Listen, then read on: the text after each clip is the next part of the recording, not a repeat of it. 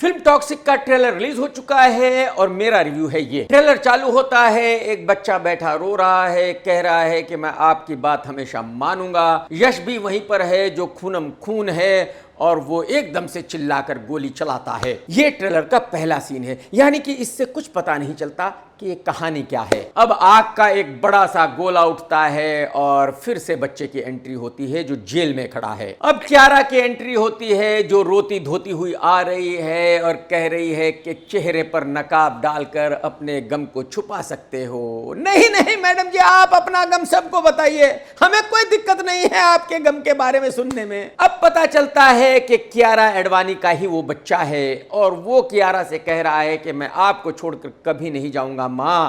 और कियारा एकदम वायलेंट होकर चिल्लाती है, बेवकूफ की तरह चिल्लाती है, एक इडियट की तरह चिल्लाती है। अब नयनतारा एक बच्चे से कहती है कि मेरी बस एक ही ख्वाहिश है कि तुम्हें इस शहर पर राज करना है। अगर आपको याद हो तो केजीएफ में भी एक मां ने अपने बच्चे से यही कहा था कि तुम्हें इस शहर पर राज करना है। तो एक तरह से देखा जाए तो ये कहानी वही है जो केजीएफ की है, लेकिन जाहिर सी बात है सेम कहानी पर तो ये फिल्म नहीं बनाई जा सकती। तो कुछ घुमाया होगा, कुछ तोड़ा मरोड़ा होगा, तब इस फिल्म की कहानी को लिखा गया होगा। अब एक्शन होने लगता है, गोलियां चलने लगती है, अब विलन भी आता है, हीरो और विलन आमने सामने आते हैं और कहते हैं कि तुम मेरी सिटी में क्यों आया, वगैरह वगैरह। अब भारी भरकम हुमा कुरैशी की एंट्री होती है, खाली एक झलक दिखाई जाती है, कोई डायलॉग नहीं है। अब विलन यश से पूछता है कि तेरी आखिरी ख्वाहिश क्या है, और यश कहता है ज्यादा कुछ नहीं, तेरे भाई को जला के उसकी राख की एक लाइन बना के। भाई साहब, जब आपको हिंदी बोलनी नहीं आती, जब आप हिंदी एक्टर हो ही नहीं, आप कन्नड़ा के एक्टर हो, तो आपने डबिंग खुद क्यों की? आप किसी ऐसे एक्टर से डबिंग करा लेते जो अच्छी हिंदी बोलता हो। आपका जो रोल है वो ऐसा है कि आप बहुत बड़े सूरवीर हो, बहुत बड़े बहादुर हो, और बोल रहे हो आप एक बच्चे की तरह। शर्म नहीं आ रही आपको? मैं आपको ये भी बता दूं कि ये बंदा दाढ़ी के पीछे छुपा हुआ है, अगर आप इसकी दाढ़ी निकाल दोगे तो एकदम ये चूजा दिखता है भाई साहब। शायद अगर आपने देखा हो तो। अब एंट्री होती है बहुत बड़ी माल की शौकीन तारा सुतारिया की। जो रोल उसने फिल्म में किया है रियल लाइफ में भी तकरीबन वो वैसी ही है। अब पता चलता है कि कियारा एक सर्कस में काम करती है। अब फिर से एक्शन होने लगता है, गोलियां चलने लगती है, मार धाड़ होने लगती है। अब और 2-3 लड़कियों की एंट्री होती है और अब पागलों की तरह हुमा कुरैशी भी चिल्ला रही है। अब तारा सुतारिया पागलों की तरह चिल्ला रही है और अब नयनतारा भी पागलों की तरह चिल्लाने लगी है। यह फिल्म इतनी कमाल की है जिसमें 5-6 लड़कियां हैं और सब की सब बेवकूफ की तरह चिल्ला रही हैं। जैसे ही इन लड़कियों का चिल्लाना खत्म होता है, फिर से यश की एंट्री हो जाती है, फिर से गोलियां चलने लगती है, फिर से मारकाट चालू हो जाती है, फिर से एक्शन चालू हो जाता है। इससे ज्यादा कुछ इस फिल्म में हो भी नहीं सकता। अब फिर से यश के सामने एक और लड़की आती है और यश उससे पूछता है कि क्या मैं आपको सिविलाइज लगता हूं? फिर से कुछ लड़कियां हंसने लगती है, चिल्लाने लगती है, फिर से एक्शन चालू हो जाता है, फिर से मारकाट चालू हो जाती है, गोलियां चलने लगती है। इसकी मां का मतलब क्या ही बोलेंगे। अब कसीनो दिखाया जाता है और कसीनो के बाद और क्या दिखाओगे भाई? कब तक ये मारकाट दिखाते रहोगे? तो फिल्म को ले जाया जाता है जंगल में। अब जंगल में एक विलन की एंट्री होती है जो कहता है हेलो डैडी, एकदम खून से नहाया हुआ है, चेहरे पर खून, हाथों पर खून, बदन पर खून। और यह विलन कहता है कि अगर दुनिया शांति और प्यार से चलती तो हजारों सालों से जंग क्यों हो रही होती? बात तो बिल्कुल सही है, लेकिन इस फिल्म से इसका क्या लेना देना है? मुद्दा वो है। अब जंगल के बड़े बड़े सीन दिखाए जाते हैं। कियारा की बीच बीच में एंट्री होती रहती है, रोती धोती रहती है, आंसू निकलते रहते हैं, सुरमा आंखों से गिरता रहता है। अच्छा, कमाल यह है कि फिल्म में इतना पेन होने के बावजूद, इतना खून खराबा होने के बावजूद, इतना एक्शन होने के बावजूद कहीं भी आप किसी भी कैरेक्टर के लिए फील नहीं करते हो। अब फिर से एक्शन चालू हो जाता है, घोड़े दौड़ रहे हैं, गोलियां चल रही है, टैंक दौड़ रहे हैं। मतलब यश भाई ने इस फिल्म में सब कुछ पेल दिया है, कुछ भी नहीं छोड़ा जो इस फिल्म में नहीं दिखाया है। यश भाई सही जा रहे हो गुरुजी। प्रॉब्लम यह है कि केजीएफ के बाद यश के ऊपर एक हिट फिल्म बनाने का इतना ज्यादा प्रेशर है कि उस प्रेशर की वजह से यश ने इस फिल्म में वो सब कुछ डाल दिया है जो वो जानता है। उसने कुछ भी नहीं छोड़ा जो इस फिल्म में नहीं डाला है। अब फिर से सबका रोना और चिल्लाना शुरू होता है। विलन भी चिल्ला रहा है, रो रहा है, यश भी चिल्ला रहा है, रो रहा है, सारी लड़कियां भी चिल्ला रही है, रो रही हैं। ट्रेलर को मैं देखकर कह सकता हूं कि 4-5 तो शायद मेल लड़कियां हैं और मेरे ख्याल में 4-5 और भी लड़कियां हैं। शायद इस फिल्म में 10 लड़कियों से ज्यादा है। यानी कि यश ने कसम खा ली थी कि इस फिल्म को बनाने के दौरान ही जिंदगी के सारे मजे लूट लेने हैं, जिंदगी की सारी ऐश इसी फिल्म के दौरान कर लेनी है। सही जा रहे हो यश भाई। और जो एक कमी रह गई थी वो भी यहां यश भाई पूरी कर देते हैं। अब फाइटर जेट्स भी आ गए हैं, बमबारी भी होने लगी है। भाई भाई क्या क्या पेल दिया है कि फिल्म में गुरुजी। और अब आखिरी सीन में यश तो पड़ा हुआ है, लेकिन जो विलन है वो कलाबाजियां कर रहा है। आप इस फिल्म के क्लाइमैक्स की गंभीरता को देखिए कि आखिरी सीन में विलन कलाबाजियां कर रहा है। सही जा रहे हो यश भाई, ये क्या कारनामा बना दिया भाई साहब आपने। अरे मेरे भाई ये ट्रेलर देखकर मैं गारंटी के साथ कह सकता हूं कि दुनिया का कोई भी आदमी आपकी इस फिल्म को डिजास्टर होने से बचा नहीं सकता। जो भी कोई इस फिल्म को देखने जाएगा थिएटर में, भाई साहब जब वो बाहर निकलेगा तो मैं गारंटी के साथ कह सकता हूं कि वो पागल हो चुका होगा। इस फिल्म को देखने के बाद हर एक आदमी को सीधे मेंटल हॉस्पिटल में भर्ती होना ही होगा। इसके अलावा किसी के पास कोई चारा नहीं होगा। भाई साहब मुबारक हो, एडवांस में मुबारक हो सुपर डुपर डिजास्टर फिल्म की। रणबीर कपूर की फिल्म रामायण का ट्रेलर भी रिलीज हो चुका है। मेरा रिव्यू है ये। अगर आपको याद हो तो रामायण की कहानी पर इससे पहले भी एक फिल्म बन चुकी है जिसका नाम था आदि पुरुष, जिसमें प्रभास ने भगवान राम जी का रोल अदा किया था। उससे पहले रामानंद सागर साहब रामायण पर एक बहुत बड़ा सीरियल भी बना चुके हैं। आदि पुरुष एक बहुत ही घटिया फिल्म थी, लेकिन उसका रिव्यू मैंने बहुत संभल कर दिया था क्योंकि बात धर्म की थी। मैं नहीं चाह रहा था कि किसी भी आदमी को ऐसा लगे कि मैं रामायण के बारे में कुछ गलत कह रहा हूं, धर्म के बारे में कुछ गलत कह रहा हूं। लेकिन जो मैं सोच रहा था हुआ वही कि पब्लिक ने उस फिल्म को बिल्कुल पसंद नहीं किया था।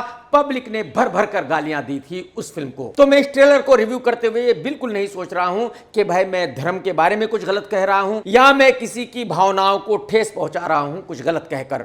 जो मुझे ठीक लग रहा है मैं वही कहूंगा। पहले तो मैं आपको ये बता दूं कि इतिहास के मुताबिक नोएडा के आसपास कहीं पर रावण का जन्म हुआ था। तो जब रावण का जन्म यहां हुआ था तो वो श्रीलंका का राजा कैसे बन गया था। और मैं आपको यह भी बता दूं कि श्रीलंका में ना ही कोई बच्चा, ना ही कोई जवान, ना ही कोई बूढ़ा, ना ही उसका बाप, ना ही उसका बाप, ना ही उसका दादा, ना ही उसका परदादा, यानी कि कोई भी नहीं जानता कि रावण कौन है। यह किसी को भी नहीं पता कि रावण कभी श्रीलंका का राजा हुआ करता था। यानी कि जिन पर रावण ने राज किया है उनको उसके बारे में नहीं पता, सिर्फ इंडियंस को पता है कि रावण था और वो श्रीलंका का राजा था। ट्रेलर चालू होता है, रात के अंधेरे में एक कोई नंगे पांव चला जा रहा है जो शैतान जैसा दिखता है। जब कोई उससे पूछता है कि कौन हो तुम, तो वो बताता है कि तुम्हारा नया राजा। यानी कि शायद रावण नोएडा से श्रीलंका गया होगा और श्रीलंका के लोगों को बताया होगा कि मैं तुम्हारा नया राजा हूं। एक्शन होता है, मारकाट होती है और रावण राजा बन जाता है। वहां के लाखों लोग रावण को अपना राजा मान लेते हैं। यह अलग बात है कि उस जमाने में शायद श्रीलंका में हजारों में लोग होंगे, लाखों में तो होंगे ही नहीं है। समझ रहे हो। अब बड़े बड़े लोकेशन दिखाए जा रहे हैं, एक बड़ा सा जानवर दिखाया जा रहा है और बताया जा रहा है कि रावण ही तीनों लोगों का राजा है। और अब इस रावण का चेहरा दिखाया जाता है और यह है यश, जो है तो रावण लेकिन जिसकी बोली बिल्कुल पतली है बच्चे की तरह। रावण रावण भाई तू रावण नहीं है। अरे मेरे भाई यश, तुझे रावण कोई नहीं मान सकता। चलिए अगर तू रावण का रोल कर रहा है तो भाई साहब ये आवाज डब किसी और से करा लेता, किसी की भारी आवाज होनी चाहिए थी। तू बच्चे की तरह चिल्ला रहा है, बच्चे की तरह बोल रहा है, ये क्या मजाक है भाई साहब। अब होती है रणबीर कपूर यानी राम जी की एंट्री, जो घुड़सवारी कर रहा है, आंखों पर पट्टी बंधी हुई है, फिर भी तीर बिल्कुल निशाने पर मारता है, पेड़ पर ऐसे ही उछलकर चढ़ जाता है, ऐसे ही कूद पड़ता है। अब मेरी समझ में बात ये नहीं आ रही है कि अगर राम जी भी वही कर रहे हैं जो हनुमान जी कर रहे हैं तो फिर दोनों में डिफरेंस क्या है। भाई ये काम तो हनुमान जी का है कि उछलकर पेड़ पर चढ़ना, उछलकर यहां से वहां चले जाना, तो राम जी ये काम क्यों करेंगे, राम जी ऐसे उछल कूद क्यों करेंगे? नीतीश तिवारी जी क्या बना दिया गुरुजी। मैं आपको ये भी बता दूं कि रणबीर वो बंदा है जो एकदम फुल मटन खाने वाला है।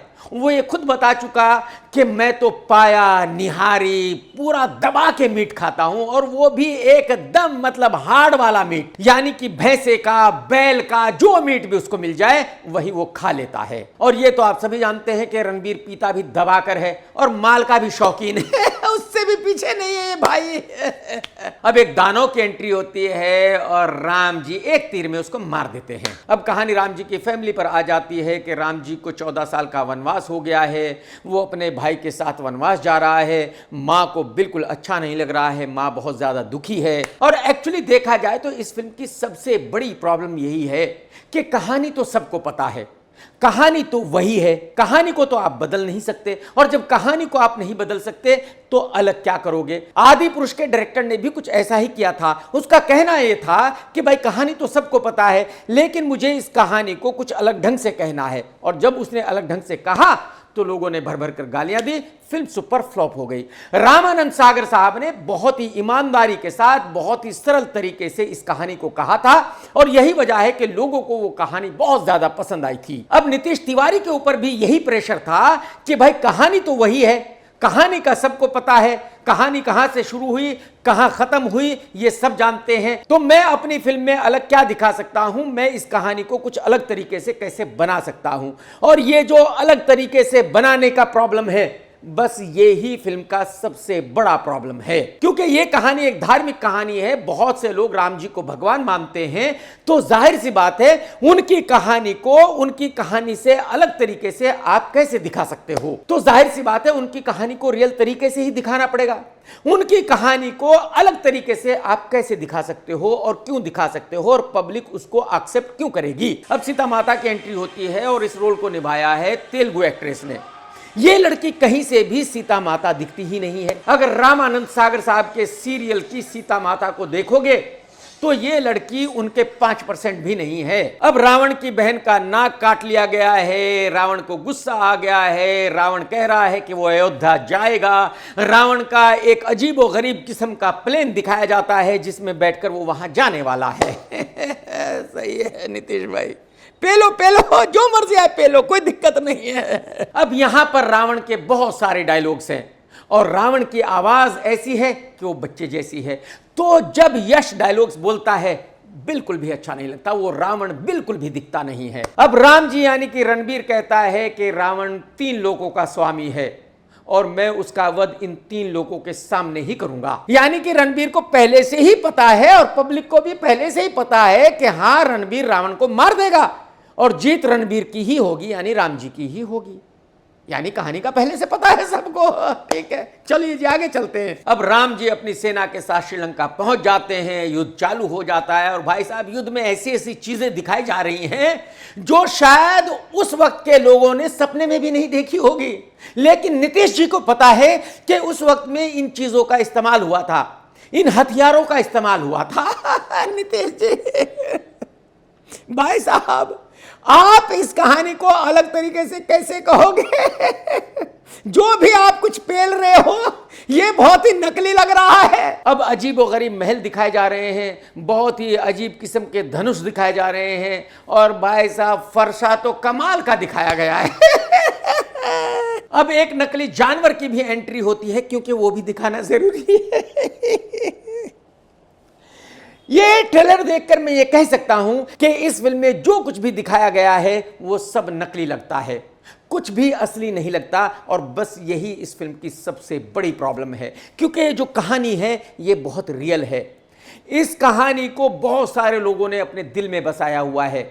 राम जी को बहुत सारे लोग भगवान मानते हैं, तो मुझे नहीं लगता कि कोई भी ऐसा आदमी है जो राम जी के कैरेक्टर के साथ खिलवाड़ देखना पसंद करेगा। और डायरेक्टर नीतीश पर यह प्रेशर था कि वो अपनी कहानी को अलग तरीके से कहेगा, वो अपनी फिल्म में कुछ ऐसा दिखाएगा जिसको अब से पहले दुनिया ने नहीं देखा है। और यह भी आप सभी जानते हैं कि नीतीश कोई महान डायरेक्टर तो है नहीं, संजय लीला भंसाली तो है नहीं, राजू हिरानी तो है नहीं, बेचारा छोटा मोटा डायरेक्टर है, अब से पहले उसने इतनी बड़ी फिल्म कोई बनाई नहीं है। तो जाहिर सी बात है इस प्रेशर के अंडर में नीतीश ने ऐसी ऐसी चीजें क्रिएट कर दी हैं इस फिल्म में जो मेरे ख्याल में पब्लिक को बिल्कुल पसंद नहीं आएगी। तो मुझे ऐसा लगता है कि इस फिल्म का हशर भी वही होगा जो आदि पुरुष का हुआ था। इस फिल्म का चलना मुश्किल ही नहीं, नामुमकिन है। यह फिल्म किसी भी हाल में 300-400 करोड़ रुपए के ऊपर का बिजनेस इंडिया में नहीं कर सकती, किसी भी शक्ल में, किसी भी सूरत में। कोई कुछ भी कहे, जबकि इस फिल्म के प्रोड्यूसर यानी नमित मल्होत्रा को ऐसी उम्मीद है कि यह फिल्म इंडिया में कम से कम 2000 करोड़ रुपए का बिजनेस करेगी। भाई साहब फंस गए आप, लंबे तरीके से फंस गए। आप पब्लिक को बेवकूफ बनाना चाहते हो और ऐसा हो नहीं सकता।